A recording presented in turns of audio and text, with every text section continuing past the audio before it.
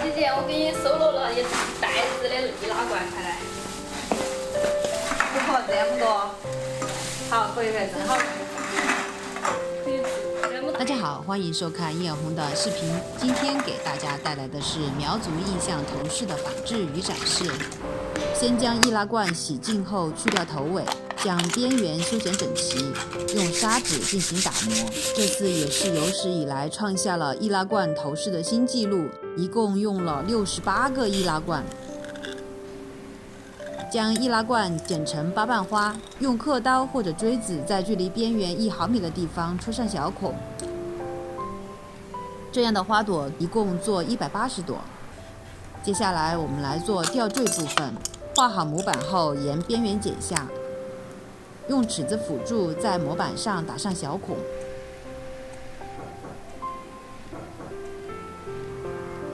折叠后用502封口。在吊坠末尾打孔，挂上连接环。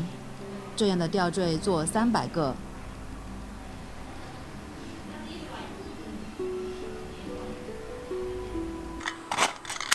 苗族是一个古老的民族，一提起苗族印象，第一个让人想到的就是美丽的苗族姑娘头上的银饰。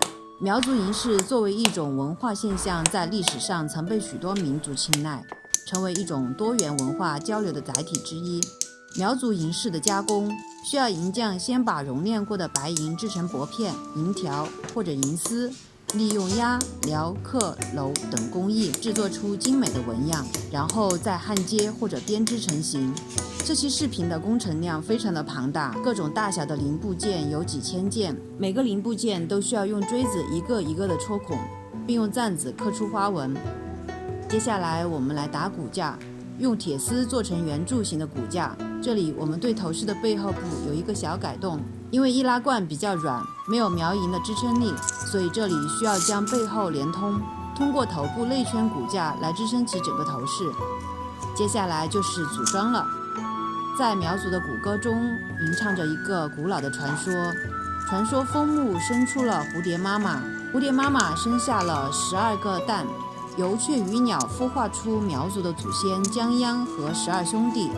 可见枫木与苗族人民有着特殊的亲缘关系，而枫木成了苗族的图腾。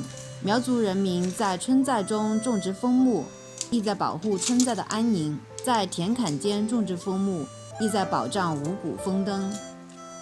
而蝴蝶从枫木中孕育而生，生出了苗族的祖先江央，所以苗族人民把蝴蝶称之为妈妈。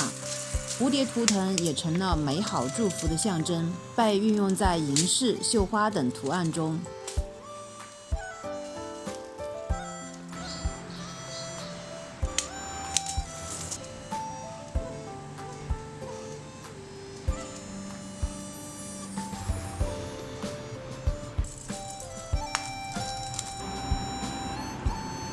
最后，我们将仿苗银的银角固定在头顶。苗银头饰以大为美，大银角几乎为佩戴者身高的一半，堆大为山，呈现出巍峨之美；水大为海，呈现出浩渺之美，同时也是家庭富裕的象征。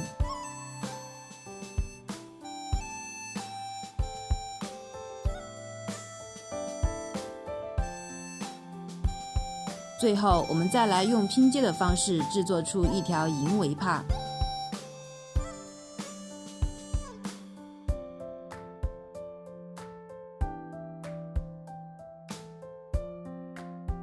本期的头饰制作就完成了。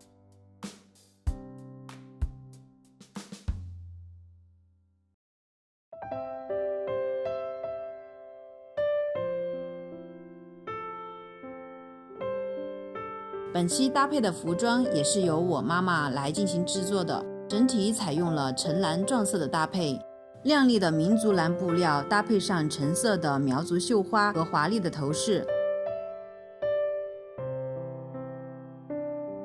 接下来我们就来给小姐姐化妆吧。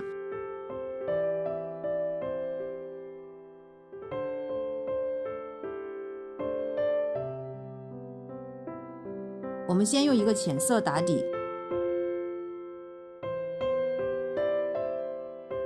再用较深的颜色打在眼窝的下2/3处。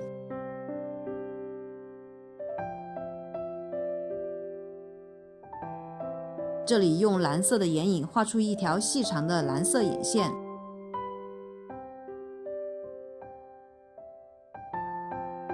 眼球中间用金色的珠光提亮，眼头的部分用高光提亮。分段粘贴好自然的假睫毛。这次眉毛选择了灰色来画。